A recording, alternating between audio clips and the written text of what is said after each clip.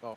Hey everyone, welcome to the EGX 2018 Developer Sessions. I'm Richard Ledbetter from Digital Foundry, and joining me today to talk about the future of video gaming graphics, my friend and colleague, John Linneman. Hey Rich, happy to be here with it. Thanks to everybody for coming out. It's great to see quite a large crowd. It's like doing one of our videos, but live. So It's awesome stuff. All right. So this week, Nvidia lifted the embargo on its RTX graphics technology.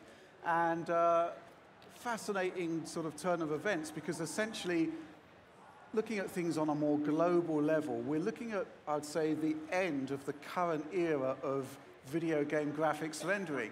PlayStation 4, Xbox One, we've had the enhanced consoles, the whole sort of generation has matured, and over the next couple of years, things are going to wind down. And the question is this: what is next gen? What is it? What are we going to see from the new wave of gaming consoles that are going to come along? And is RTX our first look at one potential vision for the future of gaming? So, John, where do we begin? Ray tracing, I guess. yes, I mean, I think that is in fact one potential vision.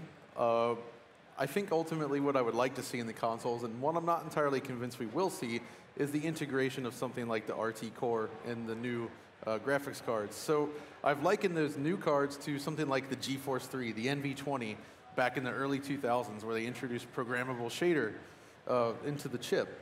And that's had sort of a monumental impact on graphics as a whole, I think, and sort of how games were produced visually. And it would go on, you know, it was in the first Xbox, but it would become like sort of the centerpiece of the graphics chips going forward.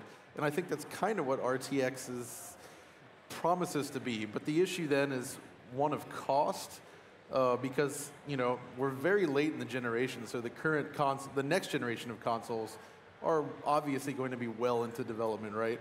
Mm-hmm. And like, you know, Nvidia is introducing these new cards. They're extremely expensive.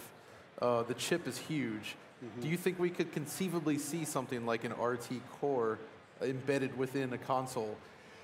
Well, let's take a look at some RT footage first of all, which is a combination of stuff that I captured and some press imagery.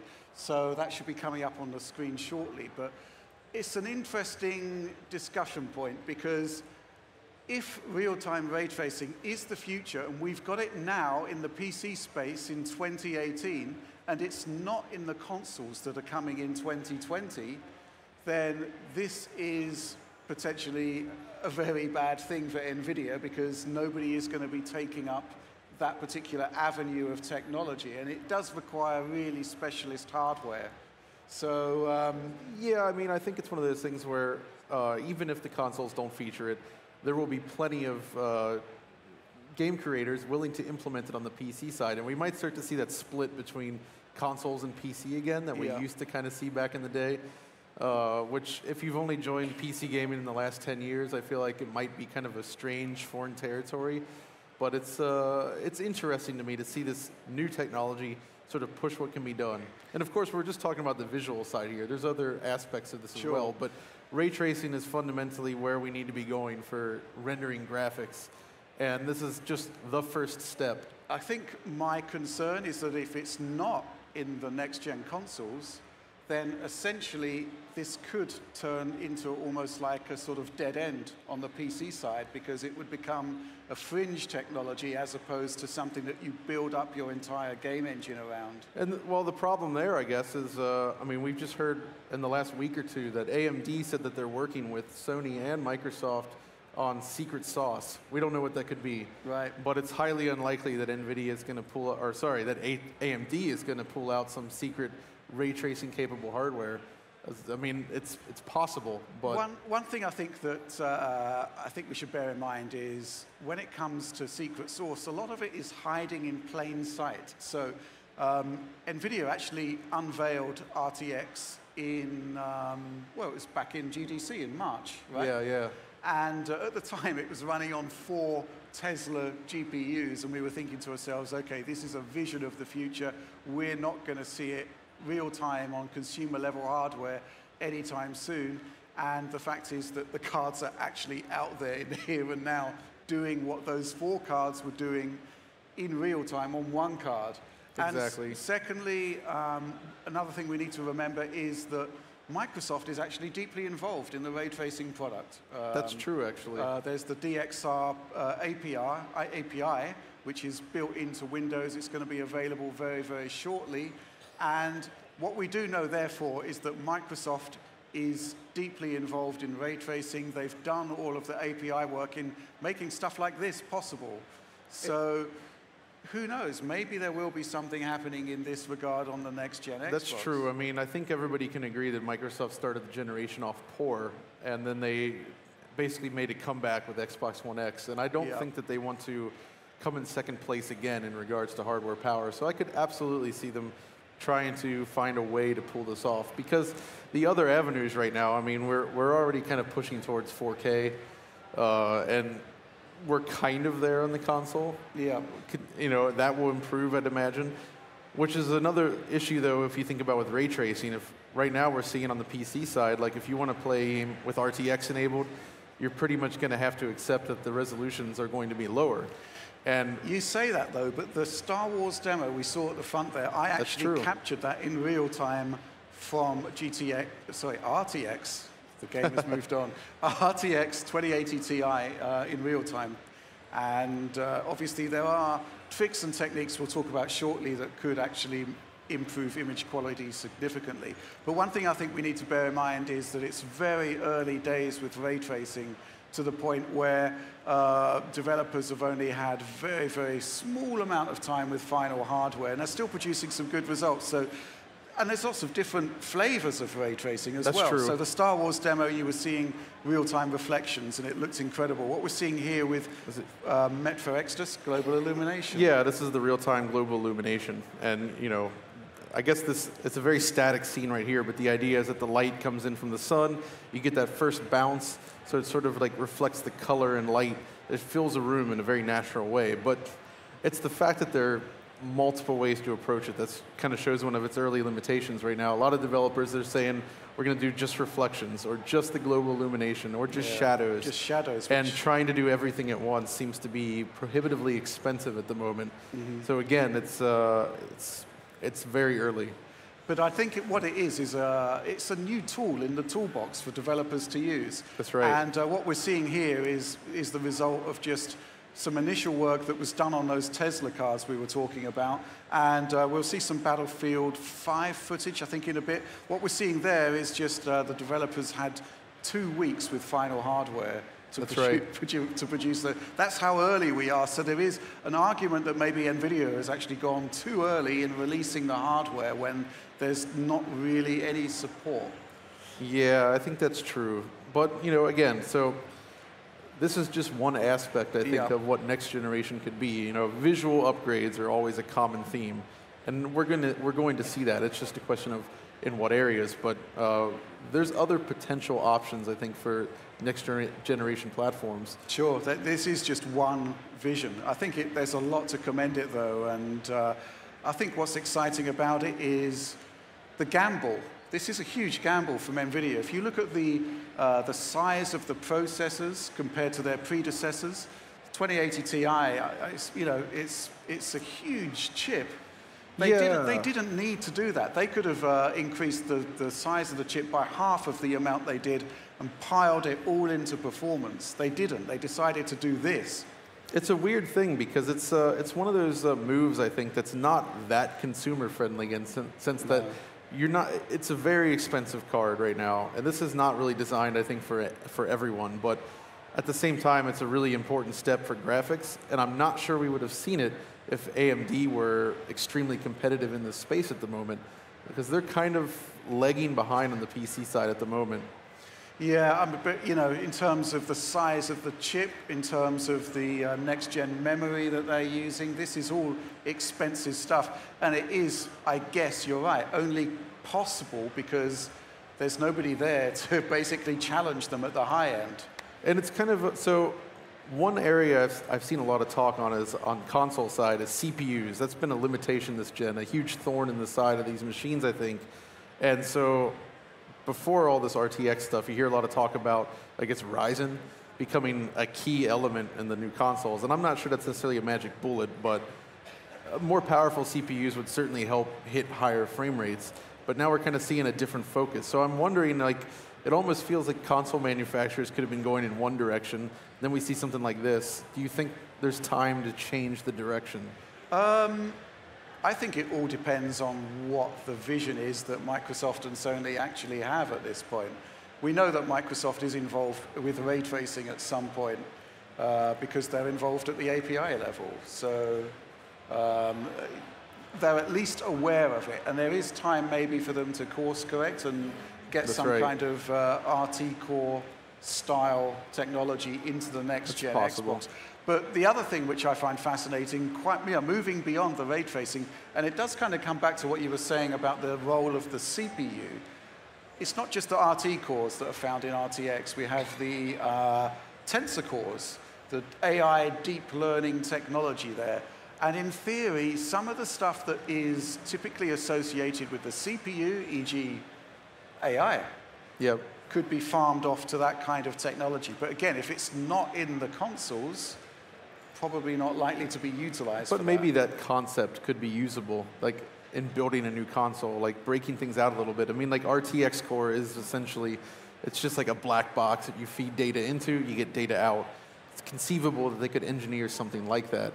So in the short term, we are seeing the Tensor Cores being used. So if we can bring up the DLSS video, this is actually a fascinating technology that we have been tracking this one. And so essentially what we have here on the screen is native 4K on the right, and on the left we have a reconstructed image using the Tensor Cores, this new technology that's in the RTX cards, to take what we've discerned to be a 1440p image and to infer the extra detail to give a very similar presentation. Now, it's early days here as well. The way it actually works, the deep learning algorithm improves with the more data that it's given. That's right. Which is kind of mind-blowing in a way. And but even here, in the short term, we're getting like a 35 to 40% performance boost. And that, it's because you're essentially changing the point of what's doing the processing. You're reducing the shading cost on one side by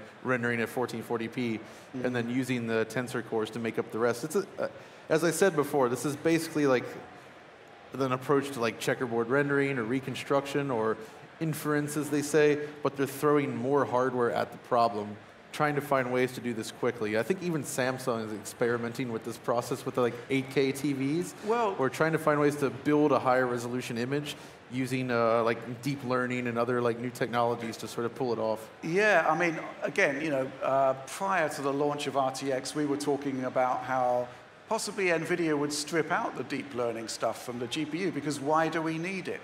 But on the flip side, Apple have just doubled down with the neural net processing in iPhone XS. Yeah, that whole thing, it's starting to become a new avenue for interesting research and technology. It's basically another tool in the toolbox that developers could use. And the question is, again, to see that kind of wide-scale take-up, I do wonder whether it will be a part of the next-gen consoles. And secondly, I think there are questions. If we're going to assume that the next-gen consoles are AMD-based, all of this stuff that we're seeing today, the RT core, the neural net Tensor Cores, they aren't actually part of their kind of where they're concentrating their efforts, as far as we know at the moment. Yeah, I think that's right. Just out of curiosity here, out of everybody in the audience, has anybody here actually pre-ordered the RTX cards?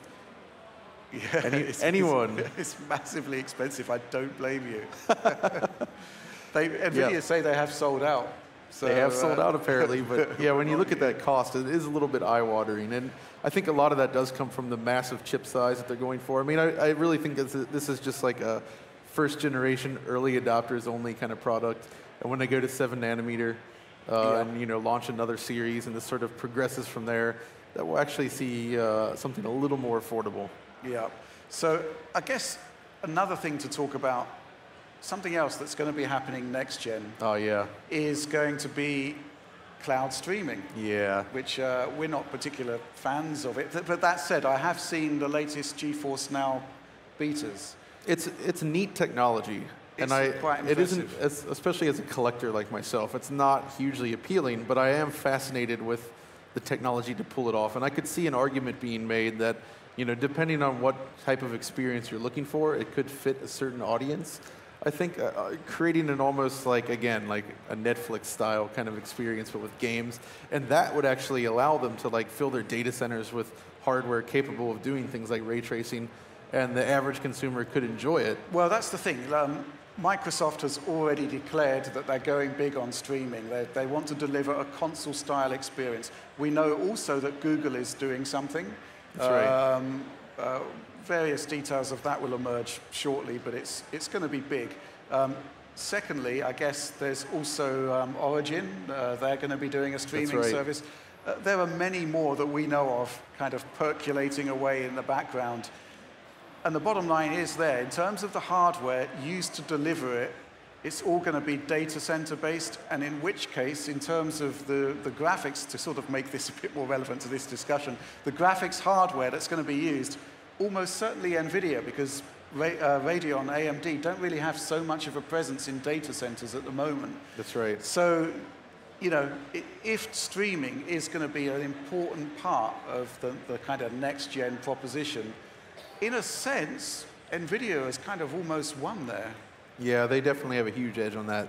The GeForce Now is an impressive technology, but again, you can't, you know, Microsoft and Amazon, you can't really discount them at all. They have absolutely have the resources to make it happen. And I could see something where, like, for a next Xbox platform, you could choose to buy like the high-end box and play things locally, but they might sell like sort of a lower cost, lower tier model that you use specifically for streaming. And if it is that important, what's going to happen? You know, are they going to have Nvidia hardware in the data center and AMD hardware in the home?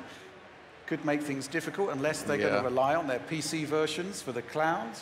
So conceivably, do you think you could see Nvidia pairing up with one of the console manufacturers again? I mean, we know they did it with Nintendo, but that's for reasons where they had a lot of these Tegra chips available, and it made sense. There's reasons for and against, isn't there? Because on the one hand, when you go to AMD, you get a single SoC that's got x86 CPU cores and Radeon graphics hardware.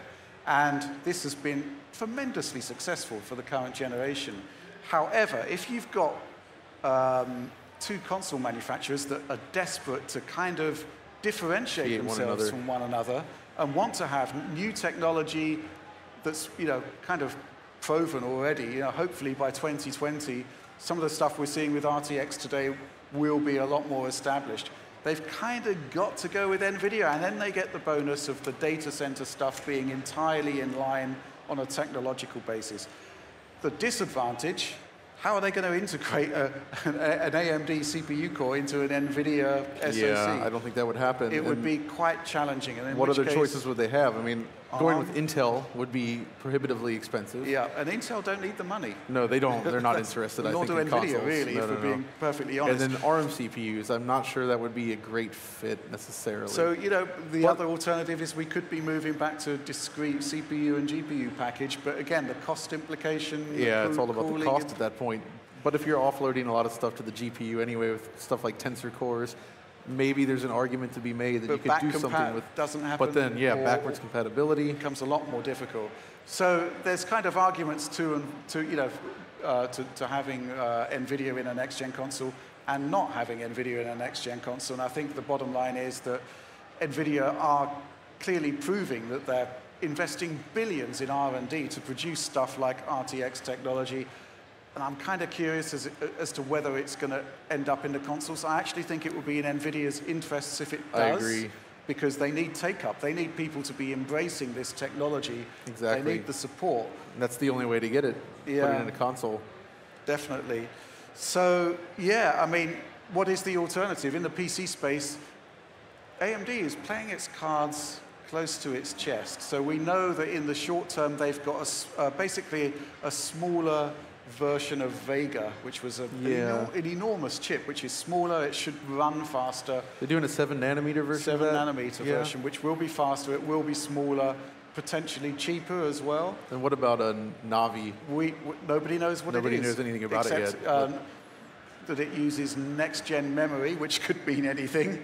Now, what's interesting, though, is I've heard AMD has lost a number of graphics engineers over the last couple of years, and I've also heard a lot of buzz about Intel trying to look into getting back into sort of the graphics market. Yeah, Intel have got a discrete GPU happening in 2020. There's actually an interview posted with one of their managers saying that it's inferring heavily that the driver is going to be the same between the discrete GPU and its current integrated solution, which kind of says to me that it's a bigger version of what's already out there. Yeah. And well, you and I both know how long it takes to get a graphics architecture up from scratch. But if anybody has the capital to pull people in to work on a project like that, it's Intel. So. But in the here and now, the reason why we've got RTX, the reason why Nvidia can make this gamble on the future of next generation graphics is simply that, bottom line, there's not really any competition, is there? Yeah, that's pretty much right. So yeah, I mean, consoles, it could go that way, or they could just keep pushing towards 4K at higher frame rates, you know, better CPUs in there, using Ryzen, AMD's technology. Maybe AMD is working with these console manufacturers to produce some sort of, as they say, secret sauce, like an equivalent to something ray tracing related. Not entirely sure that they have the capability of doing that, but it's not impossible. Yeah, I mean, it's quite early for people to declare what they're actually going to be doing for next year. Exactly. And I do think that differentiation is going to be key to the battle next time, simply because I honestly think Xbox One and PlayStation 4, they were cut from the same cloth. Obviously, there were GPU differences in terms of raw performance. We're also in a different spot this generation. When the last consoles were launched, there was a lot of talk about consoles being dead. You remember it was like, oh, everything's going mobile, everything's, you know, going back to the PC, you know. There was a lot of developers weren't ready to commit to these yet, and you could see that in the early years, and the software rollout was a little slow. Yeah. But I think it's clear that they're not dead. They're not really going anywhere, at least for the foreseeable future. Well, that's actually really exciting, because you're right, the last generation of consoles or this generation of consoles rather, was conceived in a time where people were very conservative and worried about the future of console gaming, whereas we know now there was nothing to worry about, and actually Sony and Microsoft can afford to double down a bit more in terms of the ambition and the scale of the hardware. So remember, it was all about TV and all those extra extraneous features, second screen experiences, like everybody wants to play with a tablet connected to their console. You had to have all the TV capabilities. It was all about the services. You had Connect. Games were secondary. Right. And they kind of refocused, and it's like, all right, games first. Well, you know, PlayStation proved to be so successful this generation because they rejected all of that, essentially. And then Nintendo rejected it again when they did the Switch, which is a very games-focused machine. And that, again, kind of brings us back to Nvidia, because what the Switch does demonstrate is that once you have direct access to the silicon, to Nvidia silicon, punches well above its weight compared to kind of what we would expect from it. And it, you know, what would happen if we had that kind of direct low-level access to something like the RT core, to something like the Tensor Cause, just to, you know, to the current sort of level of technology they got at the moment. It'd be interesting to see, although it's kind of an indictment of Android, I think, because you see the Tegra products used in Android devices, performance is extremely poor. And a lot of it has to do with the APIs and the OS overhead. Whereas, you know, on the Switch itself, with NVIDIA's APIs, it's really fast. And it does demonstrate just what that hardware is capable of. I think, you know, I think every talk we do at EGX and Rest ends up being about how surprising Switch has been, really. Where do they go from here, though? I mean, once the next generation starts, I mean, they won't be ready to get rid of the Switch by any means. It's too successful. It's a great machine. I think something like a super dock still makes a lot of sense. If they could pull it off. Or just an extension of the family, who knows? Oh yeah, I mean, Nintendo does traditionally like to do upgrades, like, you know, the new 3DS, or, you know, the Game Boy Color was like that, or the DSi. They were all like hardware upgrades on their current platform. So absolutely, I could see that happening. Okay, so, well, how do we sum this up? I think the bottom line is, as I said at the beginning, we're kind of moving into uncharted territory here, and it's fascinating stuff, really. It's something we didn't really see coming, because I don't think at the beginning of the year I kind of expected that real-time ray tracing would actually even enter the realm of possibility. So it's like throwing a wrench into the works in terms of what we might expect and what we'd hope for. Yeah, there's been sort of a lot going on behind the scenes that, yeah, you're right, it's been genuinely surprising that something that we saw running on 4 data center-centric GPUs is actually today available in a consumer level product. It's kind of mind-blowing in a way, but at the same time, massively expensive. Man. Yeah, I'd almost call it prosumer for that reason. It's not really very prosumer affordable. gaming, is that? Yeah, exactly. So, yeah, I would say the future is up for grabs. This is hugely exciting. We've got Nvidia doing this in 2018. Consoles arriving 2019, I'd say more likely 2020. 2020. Google, who knows? Because it's from what I understand, it's entirely data center driven, built on the YouTube infrastructure in terms of streaming and delivering that data. Yep, that's right. So in terms of what they can deliver, if it is just a kind of data center-centric piece of hardware, then kind of all bets are off, really. Who knows what they're going to be coming up with, and especially with the amount of money they've got. But I think from my perspective, a couple of takeaways from this. First of all, I think PlayStation 4 and Xbox One were very conservative designs, based in a sort of era of people worried about the future. The current generation has been wildly successful, I think, and this, I hope, will give Sony, Microsoft, and Nintendo, of course, the confidence to do what Nvidia is doing right now, which is to essentially produce something which is almost inconceivable judged by how we were looking at games and hardware a year ago. Yeah, I think they're hungry. Yeah. Microsoft doesn't want to stumble again. Sony likely doesn't want to lose the lead. And gaming is confirmed to still be highly viable in the console space. So I think that they're probably going to pour a lot of effort into finding some sort of new, innovative technologies that they can actually use to sell these machines to the audience that they now know is there. But in the here and now, it's all about getting great games on the current gen systems, I guess. That's right. Giving your developers enough time and money, getting the right talent. I mean, that's what Sony's been doing this generation, and I think Microsoft is starting to head in this direction again. And obviously Nintendo has that, and that's going to be key as well. Definitely. Okay, so that's where we're going to wrap things up for now. But if anyone has any questions, please feel free to come forward. Looks like there's a microphone right there. And a light. Any questions? Anyone? Oh, there's one. Oh, there's one.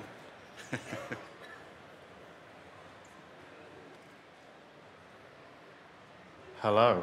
Hello. First of all, great to see you guys. I've been watching you for ages on YouTube. Really love what you do. Thanks so much. More DF retro, please. Yes, you heard. See, you telling the right guy here. Okay. Give me the.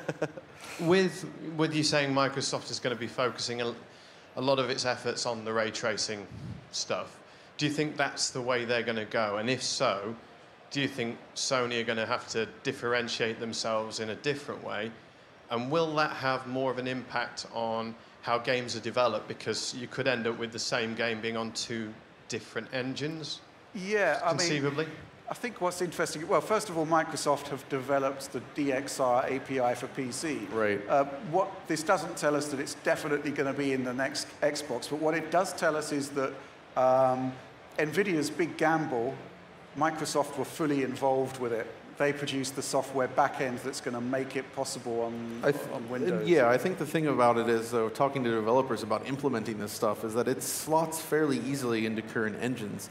So it's absolutely possible that, if the Xbox has ray tracing features, they could use it there and then have a PlayStation 4 version without it. It's almost kind of like, honestly, with Switch ports, when you have Doom and Wolfenstein 2 running on the Switch, but obviously a lot of things were cut down to make it happen, but it's still the same game. Yeah, so I think we'd see that happen. The thing to remember about the RTX features is that they are basically value added at the moment. Yeah, so exactly. Battlefield 5 looks pretty awesome with ray tracing, but it's not in any way an ugly game without it.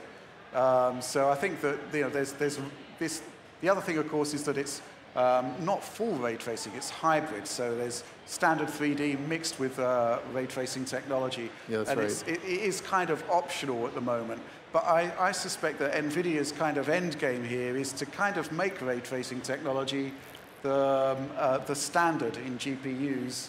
Yep. Going forward. I think that's their kind of end game, and to do that they are going to need to have wider support, I think, and getting involved in a console kind of makes sense in my opinion.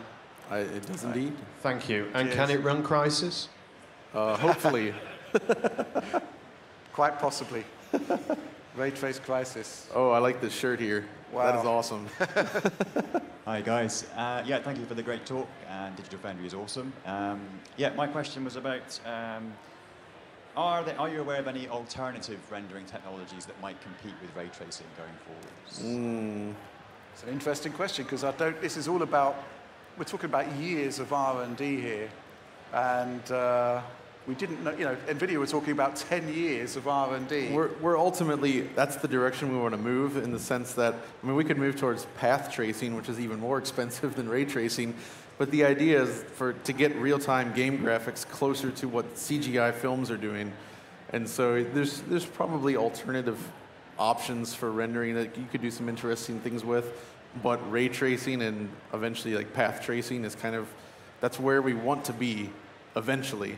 It's just a matter of getting there. And you were talking about the CG movies. There's an interesting factoid that Nvidia came up with was that Pixar, they use technology that's kind of related to DLSS in that they don't render everything in a Pixar movie at native resolution. They actually create points and then interpolate between the points. Yeah, it saves a massive amount of rendering effort there. So there is kind of a big discussion we have is that there's a big resistance in the PC space from PC users about reconstruction technologies. Yeah. I kind of think it's inevitable that it's going to become the standard simply because, if it's good enough for Pixar, it's good enough for us as gamers, I think. Yep. It's just about improving those techniques. Yeah, and getting the quality right. Great, Okay, thanks very much. Brilliant. Any further questions? If not, we should draw it to a close. Okay, well, I think that's it. So thank you so much for coming. Thank you for supporting us. And we'll do our best to keep producing great content for you guys. But again, thanks so much for coming. Yes, thank you very much. Cheers.